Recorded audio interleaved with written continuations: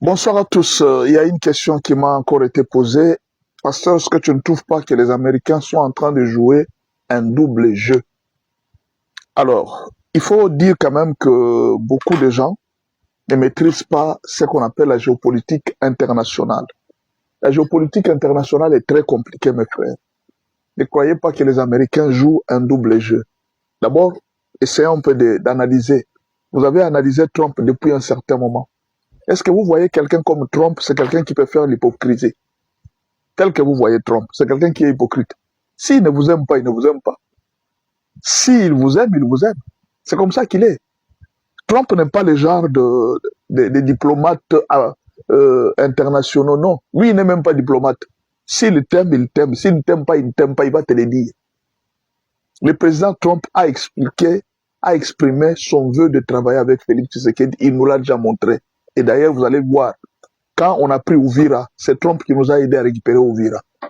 Et jusqu'aujourd'hui, si vous voyez les Rwandais en train d'avoir beaucoup de réserves, de faire beaucoup de dégâts, c'est parce que Trump est en train de protéger, il est en train de travailler à notre faveur. Mais il y a un problème. Peut-être que vous ne le savez pas, il faudra qu'on puisse vous informer. Le problème, c'est lequel? Depuis que le monde avait commencé, il y a déjà eu plusieurs événements qui ont divisé les Occidentaux. Le premier événement, c'était l'abolition de l'esclavage. Les Occidentaux étaient divisés. Plusieurs, voyant leurs intérêts entrer en jeu, ils étaient contre l'abolition de l'esclavage. Alors, ils étaient contre l'abolition de l'esclavage. Alors, qu'est-ce qui s'est passé? L'Occident était divisé. Mais au finish, c'était l'abolition qui avait remporté. Mais même si ça avait remporté, il y avait toujours des poches de résistance. Demandez l'histoire, on va vous le dire. Il y a certains Occidentaux qui étaient contre qu'on puisse abolir l'Occident. Il y avait des Américains qui ne voulaient pas qu'on abolisse l'esclavage. Alors, il y a même aujourd'hui, vous allez voir qu'il y a des poches de racisme qui continuent à persister jusqu'à ce jour. Nous sommes en Afrique du Sud. C'est la même chose avec l'apartheid. Même si on dit que l'apartheid est terminé officiellement, mais vous allez voir qu'il y a plusieurs autres personnes qui continuent à pratiquer cet apartheid au sein de l'Afrique du Sud parce que tout le monde en Afrique du Sud n'a jamais été prêt pour la fin de l'apartheid. Il y a eu un autre événement qu'on a appelé la colonisation. Pendant que d'autres nations voulaient qu'il y ait la colonisation, pendant en Occident, la colonisation, les Occidentaux aussi étaient divisés. Il y a certains qui ne voulaient pas la colonisation. D'autres avaient souhaité que la colonisation puisse se terminer. Alors ça avait divisé plusieurs Occidentaux. Ils étaient vraiment divisés. Les autres étaient pour, les autres étaient contre. Et tout ça, l'Occident était divisé pendant ce temps-là. Pourquoi? Parce qu'il y en a qui visaient, qui avaient trouvé beaucoup d'intérêt à travers la colonisation. D'autres trouvaient que c'était inhumain. C'était faire souffrir des nations. Et alors, eux-mêmes avaient pris la décision d'abandonner la colonisation. Alors, maintenant est arrivé le temps, si je vous explique tout ça, c'est pour vous expliquer un peu ce qui se passe avec Kagame et nous autres ici, avec la RDC. Kagame, il faut reconnaître, si vous ne le savez pas, il a fait profiter à plusieurs Américains beaucoup d'argent. Plusieurs Américains sont devenus très riches. Plusieurs entreprises américaines sont devenues très riches. Plusieurs dirigeants européens sont devenus très riches à cause de Kagame. Kagame était le chouchou de l'argent liquide, de l'argent sûr, de plusieurs dirigeants occidentaux, surtout les démocrates. À un certain moment, les démocrates n'avaient plus aimé Mobutu. Et même le jour où Mobutu était en train de partir, le départ de Mobutu n'était pas partagé par tout le monde. Les républicains n'étaient pas d'accord. Ils voulaient toujours maintenir Mobutu. Mais les démocrates, eux, voulaient à tout prix que Mobutu puisse partir. C'est ainsi qu'ils nous ont amené Paul Kagame. Vous vous rappelez, Bill Clinton, même pour Musée, c'est Bill Clinton qui avait décidé, il dit, je ne veux pas quitter le pouvoir sans voir la tête de Musée tomber. Il était fâché contre Musée, vous voyez. Mais en fait, pendant ce temps-là, pendant que les autres démocrates décident, les autres ne sont pas d'accord, les autres sont d'accord, l'Occident est divisé. C'est pratiquement la même situation que nous sommes en train de vivre actuellement aux États-Unis. Il y a plusieurs Occidentaux qui ne sont pas d'accord avec le départ de Kagame, parce que c'est de l'argent qui doit partir. En Europe comme en Amérique, plusieurs Occidentaux ne sont pas d'accord pour le départ de Paul Kagame. Félix, lui aussi, a pesé de tout son poids. Il a présenté les arguments qui sont aujourd'hui acceptés par le monde entier et même par la communauté internationale. Paul Kagame a tué. Paul Kagame a tué plusieurs vies. Il a fauché la vie de plusieurs personnes. Mais il y a un problème. Accuser Paul Kagame, ce n'est pas seul Paul Kagame qu'il faut accuser. C'est toute la mafia qui était derrière lui. Je ne sais pas si vous voyez la complexité du problème. Vous accusez Paul Kagame, il n'est pas le seul à tomber. La France va tomber. Certains dirigeants américains vont tomber. Paul Kagame n'est qu'une pointe de l'iceberg qui cache une grande partie de l'iceberg. Il va tomber avec plusieurs personnes, il va tomber avec plusieurs têtes. Et c'est un problème très sérieux que beaucoup de Congolais n'analysent pas. Ils ne voient pas cette analyse-là. On est en train de les maintenir là parce qu'on est en train de voir comment les faire partir sans qu'il y ait beaucoup de dégâts parce que Paul Kagame, c'est le secret de la mort de plusieurs personnes.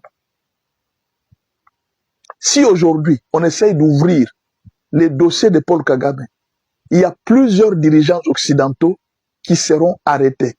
Et alors, vous savez, la punition qu'on a donnée à Paul Kagame par les Américains, ils ont décidé de déclassifier son dossier aux États-Unis. C'est-à-dire, ils vont livrer des rapports, ils vont livrer tout ce que Paul Kagame a pu faire depuis qu'il est président.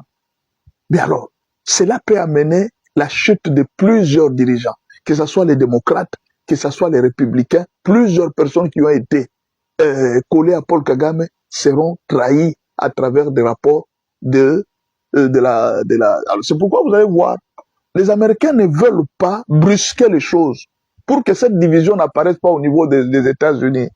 Ils sont en train d'y aller petit à petit. Ils l'ont toujours fait, même avec Mobutu.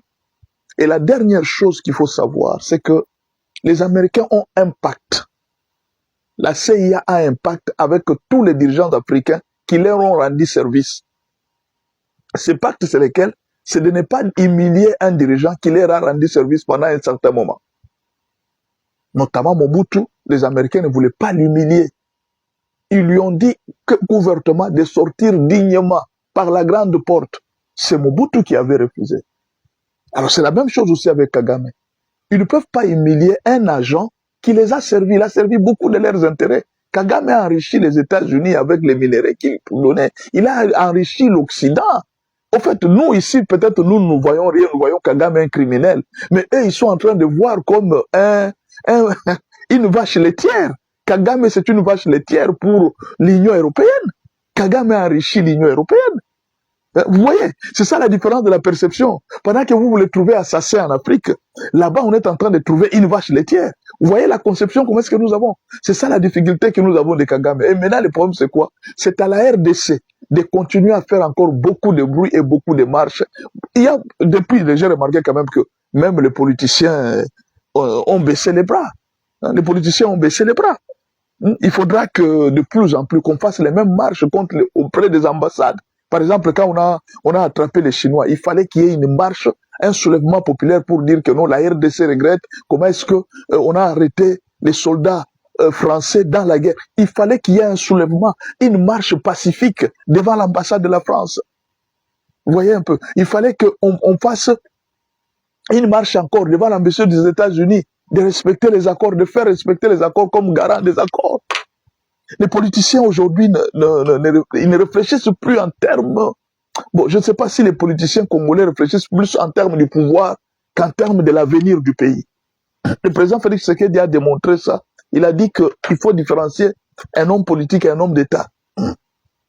Moi, je pense que les gens de l'UDPS doivent devenir des hommes d'État. Ils ne doivent pas rester des hommes politiques qui luttent seulement pour le pouvoir. Il faut maintenant voir l'avenir du pays. Se battre pour l'avenir du pays. Oubliez un peu cette histoire d'argent. Dieu vous a déjà béni. Il vous a déjà donné beaucoup d'argent. Mais revenez en politique.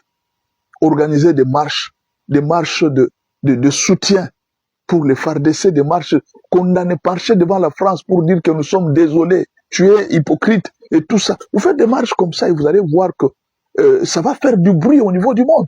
Mais vous, vous avez des situations comme ça et vous laissez partir. La Russie vient de nous appuyer aussi en donnant des éléments très probants en disant que l'Ukraine est dedans. On devrait, s'il y a l'ambassade de l'Ukraine ici, on devrait se fâcher, marcher contre l'Ukraine. Du que vous organisez une marche contre l'Ukraine et contre la France, pourquoi vous êtes dans la... Et ça va faire du bruit sur le plan international. C'est une façon d'accompagner Donald Trump dans sa lutte qu'il a avec les démocrates qui sont en train de les tirer par-ci, par-là. Vous voyez un peu. Il faut faire du bruit. Ne vous taisez pas, chers politiciens. Vous dormez.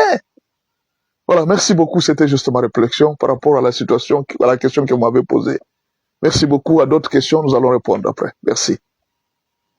Nous sommes arrivés à la fin de cette édition. Merci à vous de nous avoir suivis jusqu'ici.